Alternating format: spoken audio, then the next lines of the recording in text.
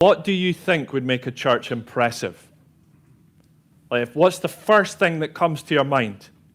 Maybe you think, like, a church that's big.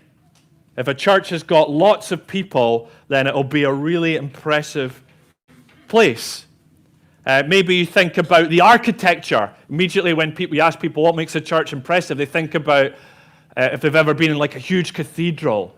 I remember, was it 2 years ago, I had to do a carol service in Glasgow for university students. And in the middle of Glasgow University, there was this huge cathedral that they had, and it was one of the most impressive buildings I've ever been in. There was about 900 students in this cathedral, and I had to do a talk to them. It was very nerve-wracking. Maybe we think, that's impressive. If we could have a building like that.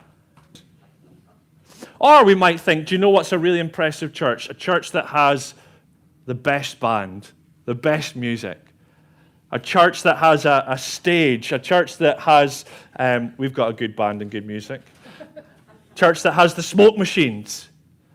Or maybe a church with like a really dynamic speaker up the front. A church full of gifted people. Maybe we think, a church that has good Bible teaching. That's what makes a church really impressive. And certainly that is extremely essential and important to the church. The Corinthians thought, if you were to ask them, what makes a church impressive? They would say a church that's gifted.